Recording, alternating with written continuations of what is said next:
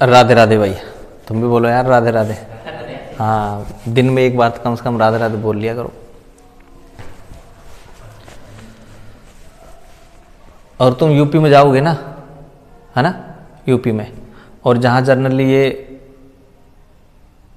पूरे यूपी में ही चल जाओगे तो यही मिलेगा, जहीं भी कोई लोग मिलेगा तो ज़्यादातर अपने यहाँ तो जैसे ये राम राम भाई, वहाँ क्या करते हैं, राधे राधे करते हैं, ध्यान रखना, है ना।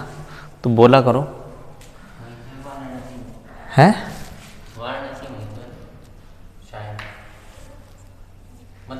हाँ, ये मथुरा उत्तरा साइड में ना, मथुरा उत्तरा साइड में, वहाँ तो कृष्ण भगवान के भक्त हैं। हाँ बिल्कुल, राधे राधे, है ना भाई। तो चलो अपन स्टार्ट करते हैं भाई। स्पिन क्वांटम नंबर,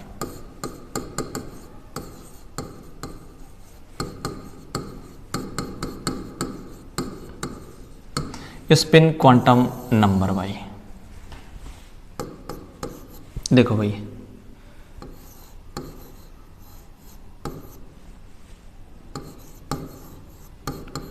एक साइंटिस्ट है यूलेनबेक और दूसरा है गॉडस्मिथ। तो गॉडस्मिथ और यूलेनबेक ने ये क्वांटम नंबर दिया था भाई, ठीक है।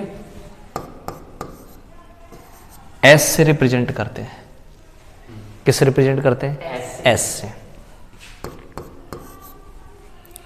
एस क्या बताती है, स्पिन ऑफ इलेक्ट्रॉन। क्या बताती है, इलेक्ट्रॉन की स्पिन बताती है। इसने दिया, इससे प्रदर्शित करते हैं, ये दोनों समझ में आ गई, लेकिन स्पिन ऑफ इलेक्ट्रॉन क्या होता है ये समझ में नहीं आया अभी, सही है ना। तो अपन ये देखते हैं कि स्पिन ऑफ इलेक्ट्रॉन होता क्या है भाई, चालू है ना ये। तो स्पिन ऑफ इलेक्ट्रॉन देखते हैं क्या होता है भाई। ये लो, आप ऐसे पढ़ते हैं भाई, ये ऐसा सुना होगा आपने कि ये धरती है ना, किसके चारों तरफ चक्कर काटती है, सूरज के ना, सूरज के चारों तरफ चक्कर काटती है।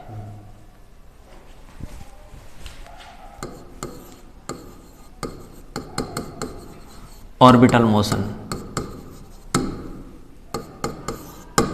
कौन सा हो गया, ऑर्बिटल मोशन हो गया, ठीक है। और एक और सुना होगा कि धरती खुद की एक्सिस पे भी घूमती है, क्लॉकवाइज और एंटी क्लॉकवाइज।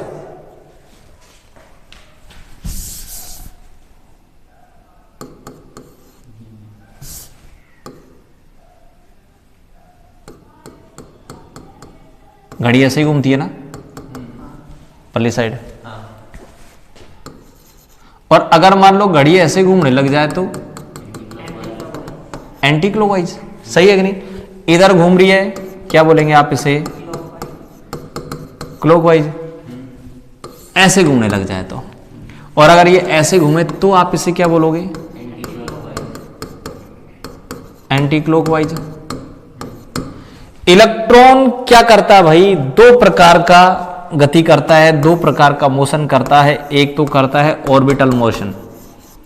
ऑर्बिटल मोशन कौन सा होता है, न्यूक्लियस के चारों तरफ। खुद की एक्सिस पे भी घूमता है, ये पंखा खुद की एक्सिस पे घूम रहा है कि नहीं, ये पंखे लटक रहा है ऐसे, और ये चारों तरफ घूम रहा है खुद की एक्सिस के थ्रू।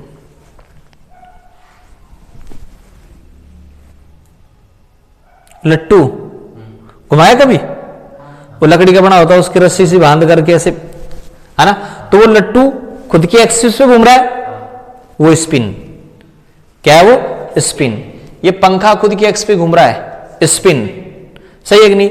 और दूसरा अपने पास मोशन हो गया भाई, कौन सा मोशन, स्पिन मोशन। यानी कुल मिलाकर के आपका जो इलेक्ट्रॉन है, वो इलेक्ट्रॉन एक तो इस न्यूक्लियस के चारों तरफ घूमता है, जिसे क्या कहा जाएगा, ऑर्बिटल मोशन, ठीक है। और एक खुद की एक्सिस पे भी घूमता है, उसको स्पिन मोशन कहा जाएगा। बोलो सही कि नहीं। तो ये जो इलेक्ट्रॉन है दो प्रकार की गति करता है भाई, एक इसके चारों तरफ और एक खुद की एक्सिस पे, एक ऑर्बिटल और एक स्पिन। अब ये स्पिन दो प्रकार की हो गई, स्पिन दो प्रकार की हो गई। नंबर एक इलेक्ट्रॉन इस प्रकार से घूमे, क्या बोलोगे आप इसे? क्लॉकवाइज। सही है।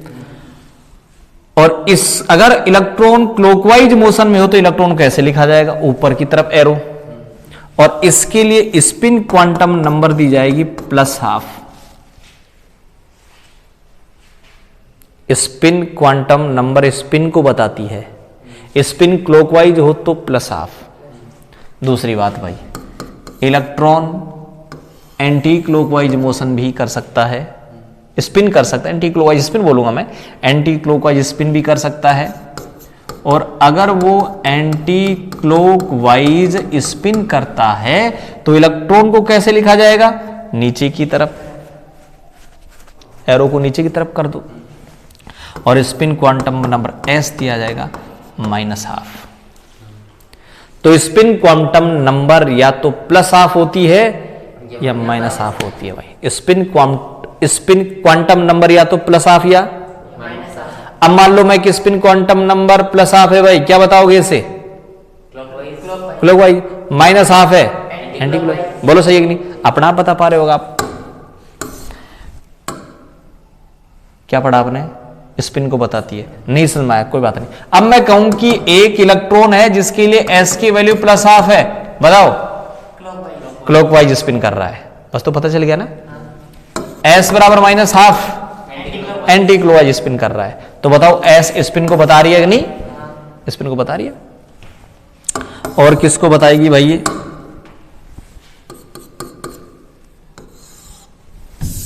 एक L एक S।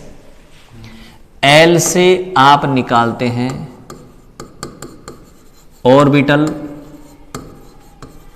एंगुलर मोमेंटम निकालते हैं, और वो निकालता है म्यू L बराबर √L L+1 H/2π से निकलता है भाई। इसकी आ जाओ, ये ऑर्बिटल एंगुलर मोमेंटम आ गया, यहां पर स्पिन आ जाएगा, स्पिन एंगुलर मोमेंटम। इलेक्ट्रॉन जब ऑर्बिटल मोशन में होता है तो वो ऑर्बिटल एंगुलर मोमेंटम उत्पन्न करता है, और जब वो स्पिन मोशन में होता है तो स्पिन एंगुलर मोमेंटम उत्पन्न करता है। कितना करेगा भाई? म्यू S बराबर √S S+1 H/2π भाई। यहां S की वैल्यू या तो +½ आएगी या -½ आएगी, बस। यहां L की वैल्यू SPDF के लिए अलग अलग होती है, 0 1 2 3। बोलो सही है कि नहीं? सही है। तो आप S से क्या क्या निकाल सकते हैं? दो चीज, एक स्पिन एंगुलर मोमेंटम निकाल सकते हो और उसकी स्पिन बता सकते हो भाई कि इलेक्ट्रॉन क्लॉकवाइज है या एंटी क्लॉकवाइज है। मैंने हाइड्रोजन का कॉन्फ़िगरेशन लिखा, ये रहा, बताओ S बराबर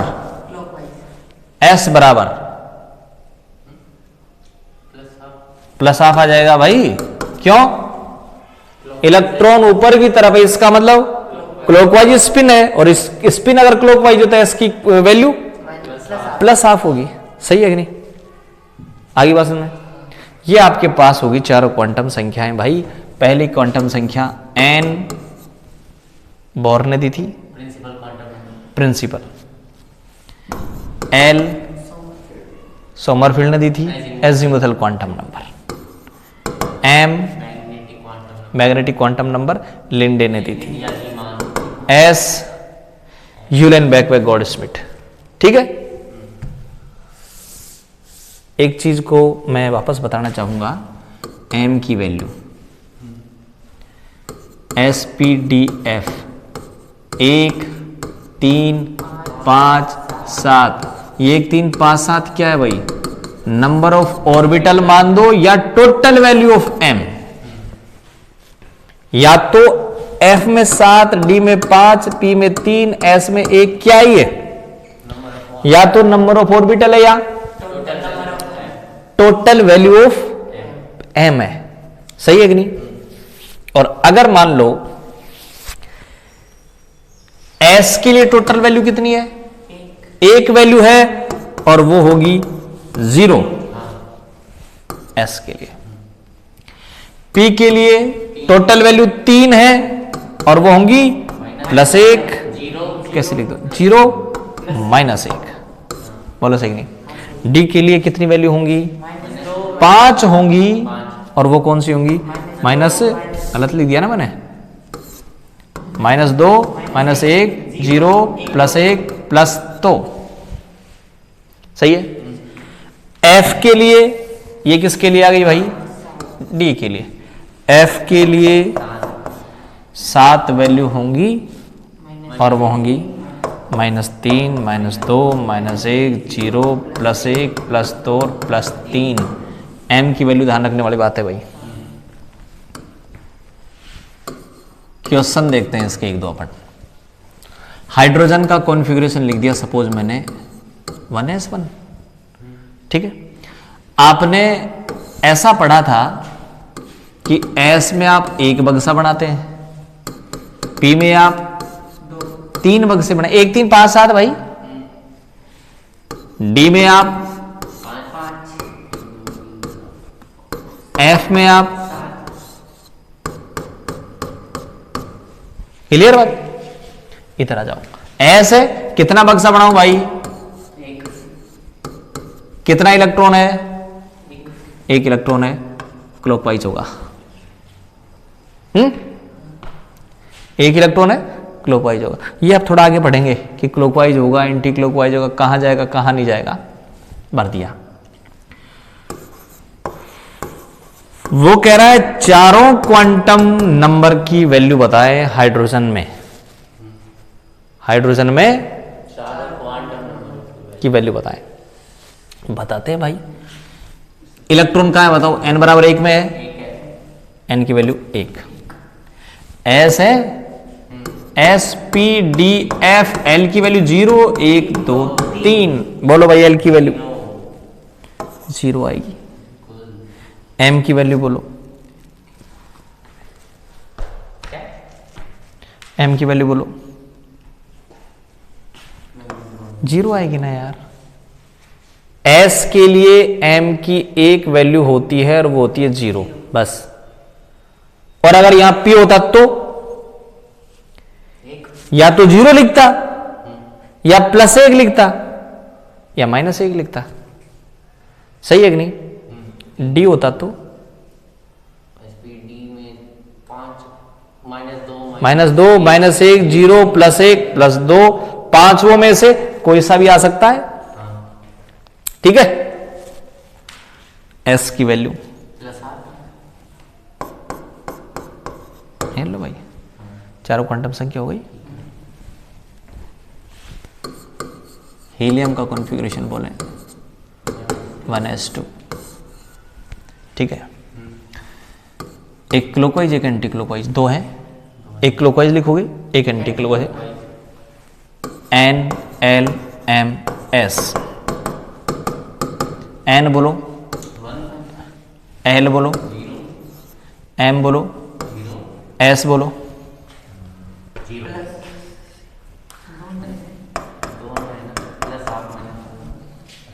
+-1/2। सही है कि नहीं? अलग अलग पूछे, इस इलेक्ट्रॉन की पूछे +1/2, इसकी पूछे -1/2, और अपने डायरेक्ट ले दी +-1/2। प्लस हाफ भी हो सकती है, माइनस हाफ भी हो सकती है, अलग अलग बात करो। ठीक है कि नहीं? किसकी बात होगी बताओ? हीलियम। क्वेश्चन आ गया क्या? Last electron of lithium. Lithium का लास्ट इलेक्ट्रॉन के लिए बताना अपन को। ठीक है? लास्ट इलेक्ट्रॉन के लिए बताना है। तो लिथियम का कॉन्फ़िगरेशन क्या होगा भाई? 1s2 2s1। 3 ही तो था, हाइड्रोजन हीलियम लिथियम भाई, ये ना 3। ठीक है? एटॉमिक नंबर 3 होता, 3 लिख दिया मैंने। n बराबर बोलो 2, लास्ट इलेक्ट्रॉन यही तो है, n बराबर 2, l बराबर s है 0,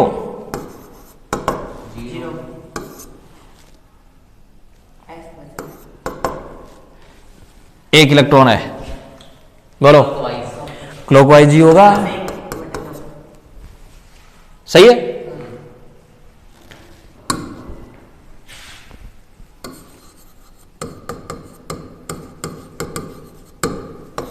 क्या भाई,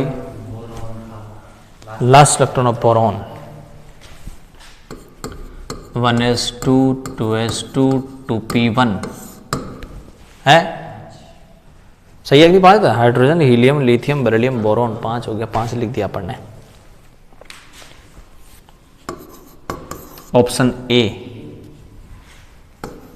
n बराबर 2, l बराबर 1, m बराबर +2, s बराबर +1/2,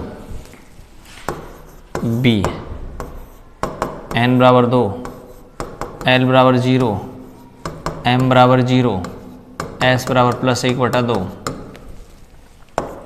c n बराबर 2, l बराबर 1, m बराबर +½ सॉरी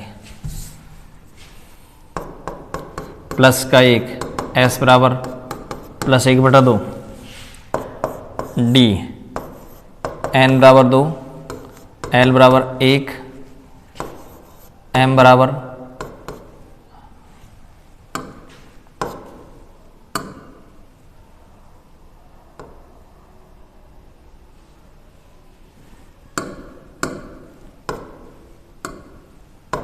-3, s बराबर +1/2, और पूछ रहा है कि लास्ट इलेक्ट्रॉन ऑफ बोरोन के लिए कौन सी क्वांटम संख्याओं का सेट सही है।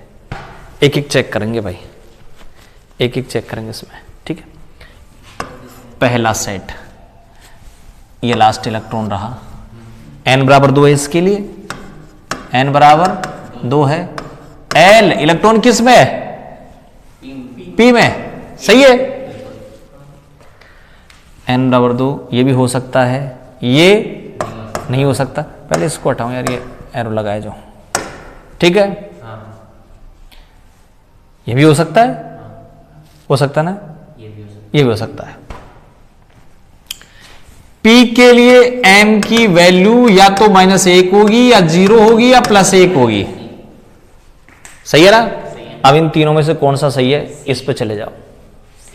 A सही नहीं है, क्यों, +2 नहीं हो सकता, D भी नहीं है, क्यों, -3 बोलो सही है कि नहीं, सही है कि नहीं, +1 आ रहा, सही है, ठीक है।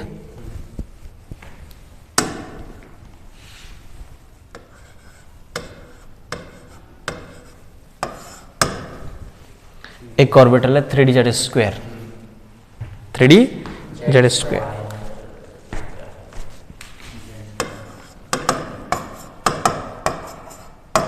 बोलो भाई, देखा, बोलो वैल्यू बोलो, n3 बिल्कुल सही है।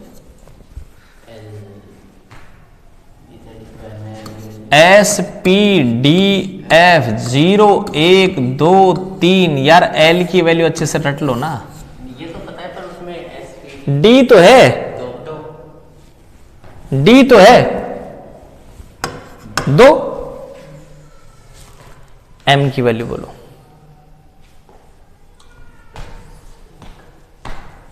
डी है ना, -2 -1 0 1 2,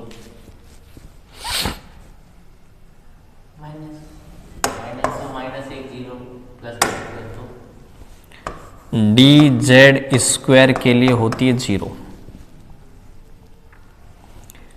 DYZ और DZX के लिए होती है +-1, DX² Y² और DXY के लिए होती है +-2, ये वैल्यू है भाई।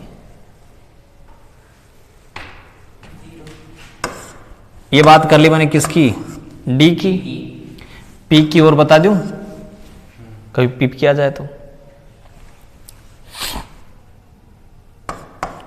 पी जेड के लिए होती है 0 और पी एक्स के लिए या पी वाई के लिए ±1। दो ही तो वैल्यू होती है, तो 0 होगी या +1 -1 होगी, बता दी मैंने। ठीक है, इधर देख लो एक बार, डी जेड स्क्वायर के लिए 0, D Y Z Z X के लिए ±1, X square Y square D X Y के लिए +-2। कौन से की बात कर रहा है भाई? जेड स्क्वायर के लिए कितनी होगी? 0 होगी। बोलो बात सुन कि नहीं?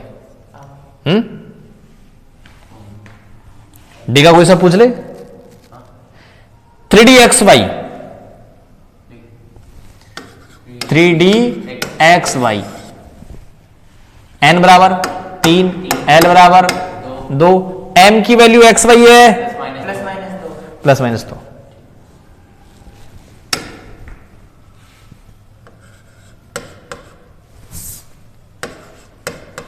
फॉर पी जेड n बराबर 4, l इक्वल 1। अरे यार फिर वही बोलते यार, SPDF 0 1 2 3।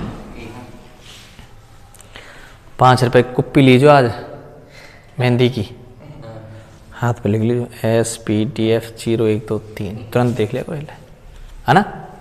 कैसे? SPDF L की वैल्यू 0 1 2 3 और ऑर्बिटल वो लिख लो 1 3 5 7, बस तुरंत देख लिया करो। बताओ भाई किसकी वैल्यू? m की वैल्यू पी जेड के लिए 0 होती है। ठीक है, ये हो गया आपके पास। और भी इस प्रकार के क्वेश्चन बाद में करेंगे थोड़ा सा। एक बार मैं आपको यहां एक रूल लेते हैं अपन अगला।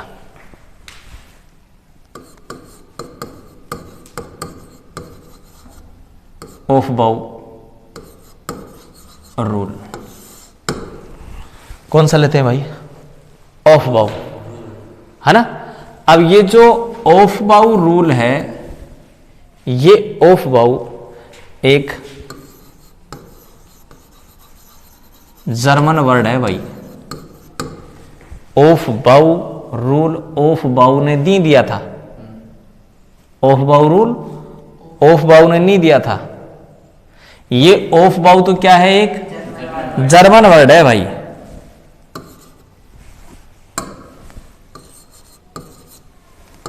क्या है ये? तो एक जर्मन वर्ड है जिसका मीन्स होता है बिल्डअप,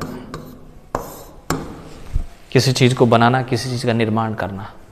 तो ऑफ बाउ क्या बताओ? एक जर्मन वर्ड है जिसका मीन्स क्या होता है। और इस ऑफ बाउ रूल में 3 रूल आते हैं, अकेला कोई रूल नहीं। 3 रूल को एक साथ क्या बोला जाता है?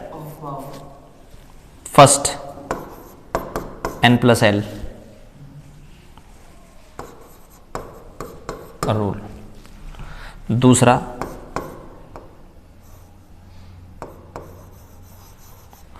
पाउली प्रिंसिपल, पाउली का, ठीक है भाई। और तीसरा होन्स प्रिंसिपल। क्या क्या पढ़ेंगे बताओ? n+l, पाउली और हुंड पढ़ेंगे भाई। क्या क्या? n+l, पाउली और हुंड पढ़ेंगे। सबसे पहला कौन सा पढ़ लें अपन? n+l पढ़ लेते हैं भाई। तो सबसे पहले लेते हैं अपन कौन सा? n+l rule.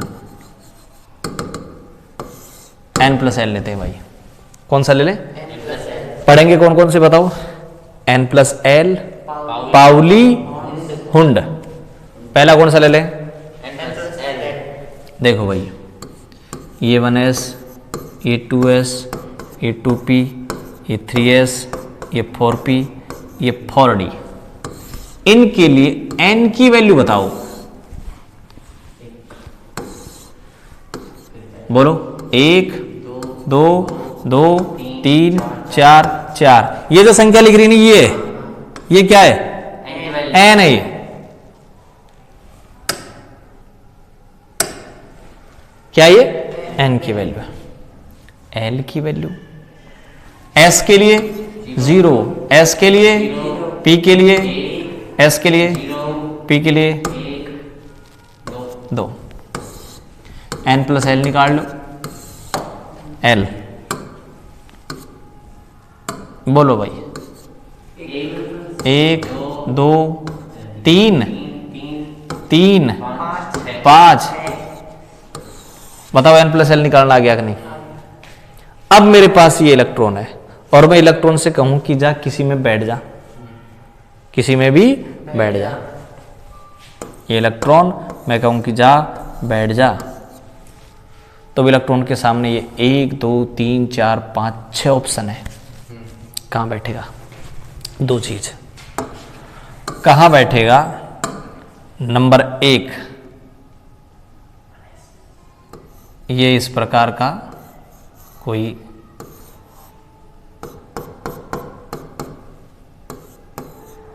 सिंहासन है, इस पे बैठे इलेक्ट्रॉन, या फिर ये धधकते हुए अंगारे हैं। इलेक्ट्रॉन खुद डिसाइड करेगा कहां बैठना है, इस सिंहासन पे बैठेगा, धधकते हुए अंगारों पे बैठेगा, बताओ कहां बैठेगा। यहां बैठेगा भाई। क्यों बैठेगा यहां, क्योंकि यहां बैठने के बाद इसकी स्टेबिलिटी ज्यादा हो जाएगी, और थर्मोडायनेमिक्स कहते हैं प्रत्येक सिस्टम उधर जाता है जिधर उसको स्टेबिलिटी मिले। अगर ये यहां चला गया तो यहां बताओ इसकी एनर्जी क्या हो जाएगी, बहुत ज्यादा हो जाएगी एनर्जी, और थर्मोडायनेमिक्स कहती है कि एनर्जी अगर ज्यादा हो जाएगी तो स्टेबिलिटी घट जाएगी, ध्यान रखना।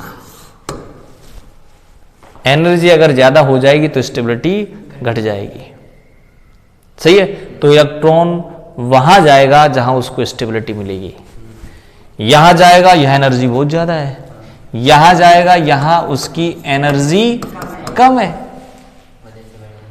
बोलो सही कि नहीं, एनर्जी कम है, एसी वेसी लग रही है, ये ना एसी, बोलो सही कि नहीं, यहीं बैठेगा। तो इलेक्ट्रॉन पहले वहां जाएगा जहां उसकी स्टेबिलिटी ज्यादा हो, या फिर सिंपल बात करें एनर्जी कम हो, सही है।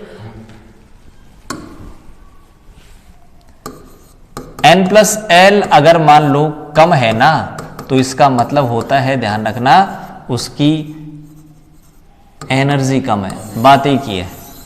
n प्लस एल कम, एनर्जी कम, रूल है ये, n plus L rule. n plus L rule क्या बोल रहा है बताओ, कि जिसका n प्लस एल कम होगा उसकी एनर्जी कम होगी। और वैसे भी सिंपल सी बात है भाई, n बराबर 1, n बराबर 2, n बराबर 3, n बराबर 4, न्यूक्लियस से दूर जाओ एनर्जी बढ़ेगी, सही है कि नहीं। तो यह एनर्जी ज्यादा, यह एनर्जी कम है, ये प्लस न्यूक्लियस, न्यूक्लियस का मतलब ये एसी लग रही है, तो एसी ठंडा करेगी किसको, n बराबर 4 को, n बराबर 1 को, तो इलेक्ट्रॉन कहां जाएगा, 4 में कि 1 में, 1 में जाएगा, एसी के नजदीक जाएगा। क्यों, यहां इसकी एनर्जी क्या बताओ कम है, तो इलेक्ट्रॉन पहले जाएगा n बराबर 1 में, नहीं कि इसमें, सही है कि नहीं। तो n प्लस एल ये कहता है कि जिसका n कम होगा ना उसकी एनर्जी कम होगी, ये लिख दिया मैंने, n प्लस एल कम, एनर्जी कम। बोर भी यही कह रहा था, n प्लस एल भी यही कह रहा है। n प्लस एल दोनों दे दिया, बोर ने बरी ने, किसने, बोर ने, इसलिए इसको बोला जाता है बोरबरी स्कीम।